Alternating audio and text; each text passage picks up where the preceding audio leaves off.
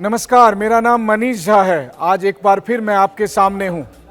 आज पूरी दुनिया में एक बात की खास चर्चा हो रही है कि अमेरिका के राष्ट्रपति डोनाल्ड ट्रंप और इजराइल के प्रधानमंत्री बेंजामिन नेतन्याहू के बीच ऐसी क्या बातचीत हुई कि ट्रंप ने नेतन्याहू को कई अपशब्द बोल दिए। अगर साधारण भाषा में कहूं तो नेतन्याहू को ट्रंप ने गाली दे दी। अब गाली क्या दी, इन शब्दों को तो मैं नहीं बोलूँगा, लेकिन हाँ, इजराइल के प्रधानमंत्री को प्रेसिडेंट ट्रंप गाली देते हैं तो इसके बाद पूरी दुनिया में चर्चा होने लगती है कि इसका मतलब क्या है। क्या ट्रंप और नेतन्याहू की दोस्ती टूटी है या अमेरिका और इजराइल के बीच दरार आ गया है, और क्या इसका असर ईरान के साथ जंग, ईरान के साथ नेगोशिएशन पर पड़ेगा। इन सब पर चर्चा करने के लिए मैं आपके सामने हूं। तो सबसे पहले इस बात की शुरुआत करते हैं कि ट्रंप और नेतन्याहू के इस गाली गलौज वाली बातचीत का मतलब क्या है। तो देखिए, मेरी समझ में हिंदी में एक कहावत है, खिसियानी बिल्ली खंबा नोचे।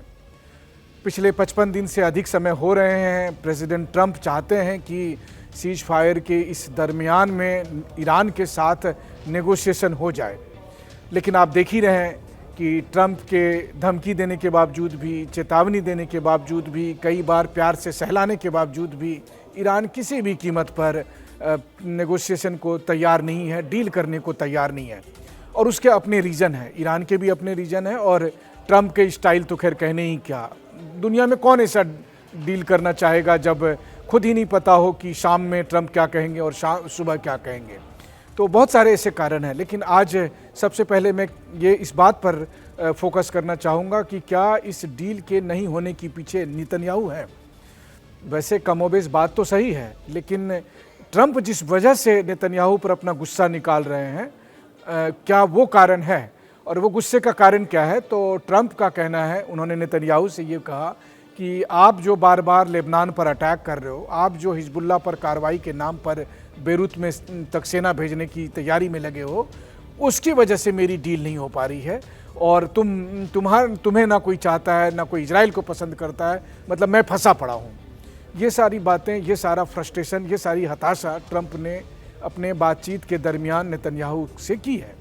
और दिलचस्प बात यह है कि बहुत लोग कह रहे हैं कि उनकी बातचीत का ये ऑडियो भी लीक हो गया है, तो जाहिर है कि ट्रंप की टीम के लोग ने ही इसे लीक किया है। और जो दूसरी बात है कि इसका असर क्या होगा, तो इजराइल के प्रधानमंत्री बेंजामिन नेतन्याहू तो यही कह रहे हैं कि देखिए, अगर हिजबुल्लाह ने हम पर अटैक किया तो हम छोड़ेंगे नहीं, और फिर वैसी स्थिति में हम बेरूत तक जाएंगे।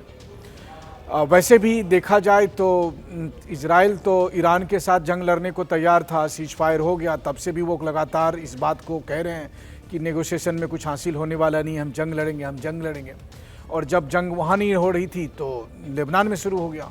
अब अभी फ़िलहाल हालत यह है कि इजराइल की जो आर्मी है, IDF है, अब उन्होंने पहले कहना शुरू किया था कि हम लितानी नदी तक अपना एक बफर जोन बनाएंगे ताकि हिजबुल्लाह के जो रॉकेट है, मिसाइल हैं, वो नॉर्थ इजराइल के इलाकों पर अटैक ना कर सके। मैं लगभग नॉर्थ इजराइल के उन सभी इलाकों में जा आया हूँ। इजराइल और लेबनान के बॉर्डर पर रहते हुए भी हमने जब रिपोर्टिंग की, देखा था कि हिजबुल्लाह के जब रॉकेट आते थे तो कितना कम समय होता था बनिस्बत की ईरान से आने वाले मिसाइलों की तुलना में हिजबुल्लाह के रॉकेट में रिएक्शन का टाइम बहुत कम होता है, और इतना भी नहीं होता है कि आप भागकर बंकर में जा सके। तो वैसी स्थिति में कई बार 15-15 सेकंड का भी समय नहीं होता। तो ये सिचुएशन तो है इजराइल और हिजबुल्लाह के खिलाफ। तो अब आप इसमें 2-3 बातों को देखिए जो बड़ा दिलचस्प है। इजराइल की लड़ाई लेबनान से है या इजराइल की लड़ाई हिजबुल्लाह से है। हिजबुल्लाह कौन है? हिजबुल्लाह इजराइल में रहने वाले शिया लोगों का एक हथियारबंद संगठन है। वो उसकी शुरुआत तो इसी आधार पर हुई थी कि उस दरमियान इजराइल ने लेबनान के एक बड़े हिस्से पर को अपने कंट्रोल में करके रखा था, और वहाँ पर इजरायली आर्मी का कब्ज़ा था। तो उससे हटाने के लिए हिजबुल्लाह ने अपनी लड़ाई शुरू की। और हालत आज की तारीख में ये है कि लेबनान में हिजबुल्लाह ही असली सरकार है। लेबनान की सरकार नहीं है, लेबनान की सेना नहीं है। हिजबुल्लाह के पास लेबनान की सेना की तुलना में 100 गुना ज़्यादा हथियार है, ज़्यादा ताकतवर है। तो हिजबुल्लाह ही सब कुछ तय करता है।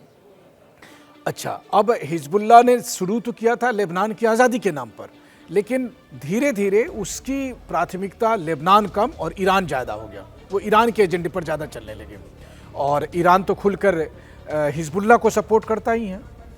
तो यहाँ पर ऐसा नहीं है कि ईरान और लेबनान मित्र देश हैं और लेबनान ने ये कहा है कि हम ईरान के सपोर्ट में लड़ रहे हैं, नहीं, बल्कि लेबनान में मौजूद जो संगठन है, हथियारबंद संगठन हिजबुल्लाह, मैं ये नहीं कहूँगा कि वो टेररिस्ट संगठन है या नहीं है, क्योंकि ये बहुत ही विवाद का विषय है। वही बात है कि किसी देश के लिए कोई आतंकी संगठन है और दूसरे देश के लिए वो फ्रीडम फाइटर बन जाते हैं, तो वही वाली बात है। लेकिन आप देखिए कि जैसे गज़ा में हमास, लेबनान में हिजबुल्लाह और यमन में हूती, ये तीनों अपने इलाके में अपनी सरकार से ज़्यादा प्रभावशाली संगठन है, मजबूत और हथियारबंद संगठन है, और इन तीनों का सीधा कनेक्शन ईरान से है बजाय उनके अपने देश की सरकारों से। तो इस कॉन्टेक्स्ट में अगर आप देखिए तो जब ईरान और इजराइल की जंग शुरू हुई 28 फरवरी को, तो हिजबुल्लाह ने कहा कि हम ईरान के साथ हैं और उन्होंने लड़ाई शुरू कर दी। और जब उन्होंने रॉकेट से और हमले शुरू कर दिए नॉर्थ इजराइल में, तो इजराइल ने लेबनान में कार्रवाई की। अब जब इजराइल ने लेबनान में कार्रवाई शुरू की है और लगातार वो कार्रवाई कर रहे हैं, तो तब कहा जा रहा है कि इजराइल लेबनान में क्यों कार्रवाई नहीं करेगा। वैसे तो देखा जाए तो ऐतिहासिक तौर पर लेबनान की ज़मीन का हमेशा से इजराइल के खिलाफ इस्तेमाल होता आया है। हिजबुल्लाह से पहले वहाँ से पीएलओ के, जो आप कहें कि आतंकी कहें, विद्रोही कहें, वो लेबनान की ज़मीन से इजराइल पर अटैक किया करते थे, और आज की तारीख में हिजबुल्लाह ये कर रहा है। मेरा कहना है कि लेबनान में जो बेरूत में जिस तरह से इजरायली स्ट्राइक हो रही है, जिसमें बहुत से निर्दोष लोग मारे जा रहे हैं या रिहायशी इलाकों पर लगातार स्ट्राइक हो रही है, इसके लिए इजराइल पर सवाल उठना वाजिब है। लेकिन उतने ही, क्योंकि ये अंतर्राष्ट्रीय नियमों का खुला उल्लंघन है, लेबनान की संप्रभुता का उल्लंघन है, लेकिन उतने ही सवाल हिजबुल्लाह से भी फिर किए जाने चाहिए। क्योंकि मुझे शोले फिल्म का वो डायलॉग याद आता है जब कहता है कि क्या सोचा था कि गब्बर खुश होगा, तो हिजबुल्लाह ने क्या सोचा था कि वो आज इजराइल पर अटैक करेगा, और इजराइल इसलिए नहीं अटैक करेगा क्योंकि लेबनान एक अलग कंट्री है। अगर नहीं तो फिर जाहिर है कि हिजबुल्लाह को भी इसकी जवाबदेही लेनी होगी। और अगर हिजबुल्लाह बेरूत में, बेका में या दाहिया में या फिर दूसरे और रिहायशी इलाकों में अपना उनके लोग रहते हैं, वहाँ पर उनकी पैठ है, वहाँ पर उनके अड्डे हैं, तो इजराइल कहाँ लड़ाई करेगा, रेड सी में या रेगिस्तान में। तो इस पॉइंट को भी देखने की ज़रूरत है कि जो कॉन्फ्लिक्ट आज की तारीख में बन रही है लेबनान के नाम पर, उसकी वजह केवल एक तरफा इजराइल की सेना नहीं है, बल्कि हिजबुल्लाह भी उतना ही जिम्मेदार है, और इन दोनों के चक्कर में लेबनान पिस रहा है। अब आइए कि लेबनान के नाम पर जिस तरीके से इजराइल को कटघरे में खड़ा किया गया, क्योंकि लेबनान का फ्रांस के साथ बहुत ही पुराना संबंध है, और वो सामाजिक भी है, राजनीतिक भी है, सांस्कृतिक भी संबंध है। तो फ्रांस ने यहाँ तक कहा कि लगातार वो न केवल इजराइल को कटघरे में खड़ा कर रहे हैं, बल्कि अभी फ्रांस में एक डिफेंस एक्सपो होना था, उसमें इजराइल की कंपनियों को इजाज़त तक नहीं दी गई। फ्रांस के राष्ट्रपति मैक्रोन लगातार लेबनान के सपोर्ट में बयान दे रहे हैं।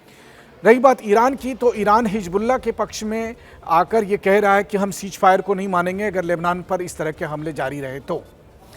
मुझे ऐसा लगता है कि चूंकि नेगोशिएशन नहीं हो पा रहे हैं, डील नहीं हो पा रही है, तो ट्रंप बहुत हताश में है, और इसलिए अपनी उस हताशा को, उस नेगोशिएशन, उस डील नहीं कर पाने की हताशा को वो नेतन्याहू पर वो बिफड़ पड़ते हैं।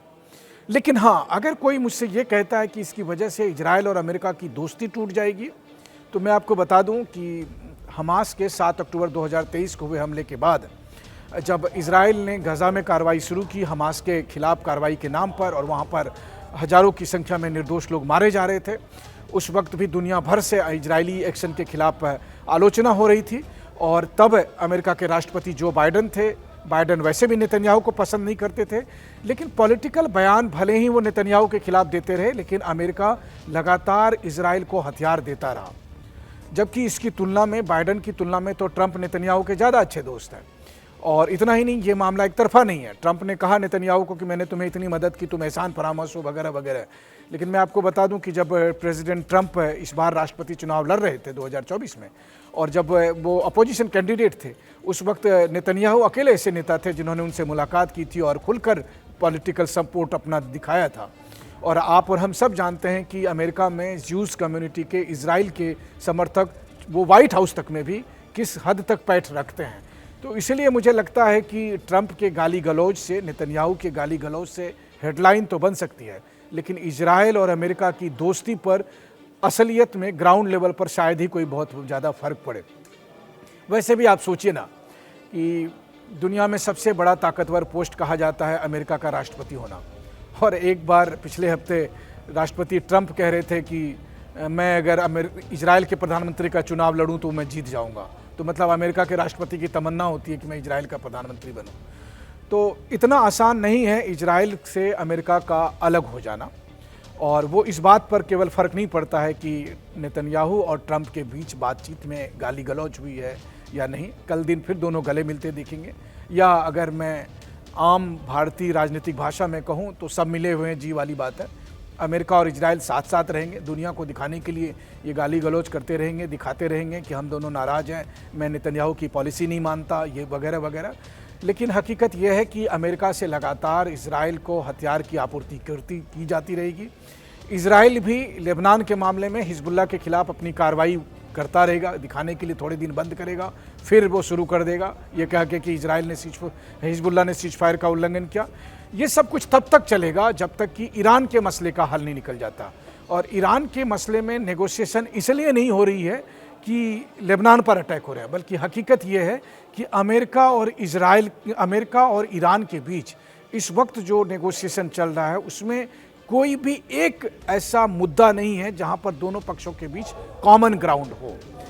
ईरान न्यूक्लियर प्रोग्राम पर कॉम्प्रोमाइज़ नहीं करेगा, मिसाइल कार्यक्रम में कॉम्प्रोमाइज़ नहीं करेगा, ईरान रिजीम चेंज करेगा नहीं, और इन सब से अलावा हॉर्मुज़ पर अपना कंट्रोल छोड़ेगा नहीं। तो मुझे बताइए कि फिर वो किस तरीके से सरेंडर कर लेगा जो ट्रंप चाहते हैं, और जब ये सब नहीं होगा तो डील कैसे हो जाएगी, और जब डील नहीं होगी तो ट्रंप दबाव में भले ही नेतन्याहू को गाली गलौज दें, लेकिन हकीकत तो यही है कि कुल मिलाकर तनाव बना रहेगा, और वो बना हुआ है। और इसका सबसे बड़ा उदाहरण आपने देखा कि कैसे 25 मई से लेकर 1 जून के दरमियान 8 दिन में 5 बार अमेरिका और ईरान के बीच में छोटे छोटे मिनी वॉर हो चुके हैं, जो कभी भी एक फुल फ्लेज वॉर में तब्दील हो सकते हैं। तो यही सिचुएशन बनी हुई है, और इस सिचुएशन के बीच में बस गाली गलौज पर आप यही सोचिए कि ये सब बस केवल ग्लोबल हेडलाइन बन सकती है, लेकिन सभी पक्ष इस बात के लेकर तैयार बैठे हैं कि कब लड़ाई शुरू हो जाए।